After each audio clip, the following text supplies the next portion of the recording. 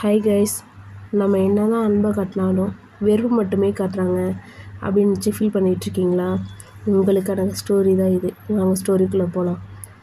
ஜெர்மனில் பெர்லின்ற நகரத்தை இரண்டாக பிரிச்சுருந்தாங்க. கிழக்கு பெர்லின், மேற்கு பெர்லின்னு சொல்லிட்டு.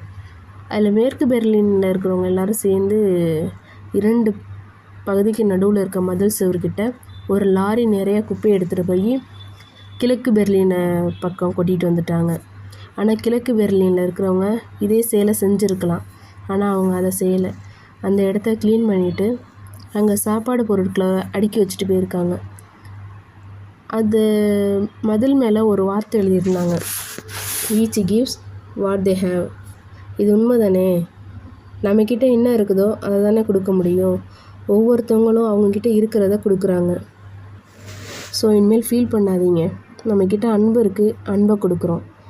அவங்கள்ட்ட வெறுப்பு அதிகமாக இருக்குது, வெறுப்பை நம்மள்ட்ட கொடுக்குறாங்க.